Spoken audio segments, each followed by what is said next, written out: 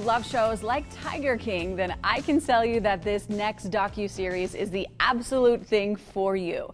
Emmy award-winning directors Chapman and McLean Way are here to tell us all about the King of Tupelo, where a jaw-dropping story spirals from local drama to national scandal. Okay, I don't want to give too much away, so gentlemen, welcome to the show. Can you tell us about this story? Yeah, it's a truly banana story. In 2013, President Barack Obama, U.S. Senator Roger Wicker, and a local judge in Tupelo, Mississippi, received poisonous letters in an assassination attempt. Turns out that an Elvis impersonator from Tupelo, Mississippi, which is the birthplace of Elvis Presley, was arrested for the whole scheme. Basically, the FBI starts investigating it, looking into this bizarre story, and all is maybe not what it seems. And so throughout our story, Kevin has to prove his innocence. And we track Kevin from a child all the way up to being arrested for this scandal. And it's just kind of like one jaw-dropping turn of events after the other. And McLean, how did you come across this story? Yeah, it was a really interesting process. There is, and this was our experience, a little bit of a collective amnesia about this story. An interesting factoid about it is these letters were received or intercepted about right on the heels. I'm 24 hours after the Boston Marathon bombing in 2013. So this happened right in that week of April 2013. And it was a big story. It still got a ton of press coverage, but it was still mostly on page 2 just because of the magnitude of the marathon bombing. And we had this recollection: Elvis impersonator, Tupelo, Mississippi, arrested for assassination plot against President Obama. And it wasn't until 2021 that we dove back in, started reading some more about it. We actually got down to Tupelo, Mississippi, met with Kevin Curtis, and that's when we realized there's so much more to the story than had ever been reported before. We met with Kevin's family. We met with the local state congressman that gets wrapped up into Kevin's conspiracy. We interviewed U.S. Senator Roger Wicker, who was one of the recipients of the Rice and letters. And it almost started becoming just this really crazy rabbit hole that ends up kind of becoming the story of what we told. But that was certainly our experience making this. It's a 3-part docu-series. Chapman, how long did it take you to make this, and how long did you spend in Tupelo? Yeah, it was about a 3-year process from beginning to end. I think over those 3 years, we spent probably about a total of 9 months in Tupelo and really got to know the town, got to know everyone there. When we got there, we were a little bit nervous to tell people what we were working on. It's not maybe the most prideful story of a presidential assassination attempt, but everyone in Tupelo was like, this is the most outrageous story. We're so excited you guys are telling it. And everyone had some sort of connection to the story. And yeah, it was a ton of fun, a ton of work. But we're really thankful for the kind of town in Tupelo opening their arms and letting us film there for about 9 months.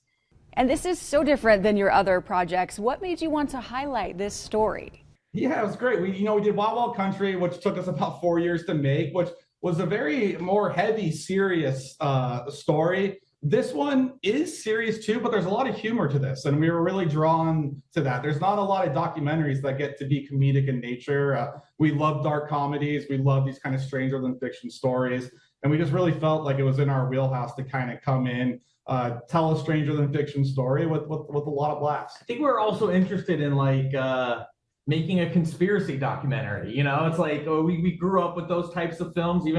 Even a film like The Big Lebowski that we talked about all the time. It's kind of like, you kind of feel the web and you kind of feel the proverbial corkboard, which we have too, and we have a main character that's kind of working his way through this, trying to piece these things together. So it took a lot of inspiration from a lot of different areas. What's it like to work alongside your brother? I have to know. It really is a great process. It's interesting. I always joke around that, I think the reason we started together is because it's easy to convince your brother to come work for free. It's like you kind of you glom onto the people that are closest to you. But we've been doing this for 10 years, which is crazy to say out loud, from our first feature documentary that we made. And it's great. It's our oldest brother also does the music for us. Chap's wife produces our film. So we've always kept it a little bit of a family affair, and it's challenging at times, but ultimately incredibly rewarding as well. And what does it mean to you guys to have your projects on Netflix? It's incredible. They've been a huge supporter of us. We sold our first documentary to them back in 2014 when they first kind of got into original streaming, and yeah, there's no cooler feeling than today. We wake up today, it came out today, and it's got, I don't know, 280 million subscribers or something like that. And it's a wild experience, honestly. Like, I never get tired of it. I think this is like our 5th project we've kind of done with them. And like every single time it feels very lucky, very fortunate. Yeah, it's incredible. It's like, it's such a unique experience because you sit in an office like this every day for years making these things, and it's just you and your small computer and our small team that we had a great team. We had an unbelievable editor and Neil Michael John and an unbelievable cinematographer and David Bolin. But it's so small, and then overnight it's on this massive platform, and you see all these strangers reacting to it. It like Chap said, it's just it never gets old. Okay, what do you want people to know before they watch The Kings of Tupelo? I would say that it's a lot of different elements. It's a Elvis impersonator. He finds a severed head in a hospital morgue, sets him down this massive conspiracy rabbit hole that takes him to a state congressman, U.S. senator, ultimately to President Barack Obama. If you like fun, wild, crazy stories, like, I think you'll really enjoy this one. Yeah, it's like we had great interviews with like law enforcement. One of our FBI agents, he has a great line that I think in the documentary where he says, if you send a poison letter to the president of the United States, there's a lot of people that are going to start trying to figure out who you are. And this was a massive federal law enforcement investigation, not just the FBI, but Homeland Security, Secret Service, U.S. Capitol Police, Postal Police, one of the largest interagency investigations that we've ever come across in any of the documentaries that we've tackled. So this was it starts small in Tupelo, Mississippi, but by the time that this thing grows, I mean, it has the focus of our entire federal government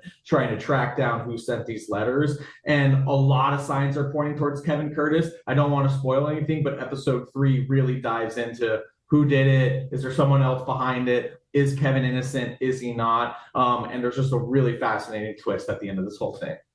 Thank you so much, guys. We can't wait to watch The Kings of Tupelo on Netflix.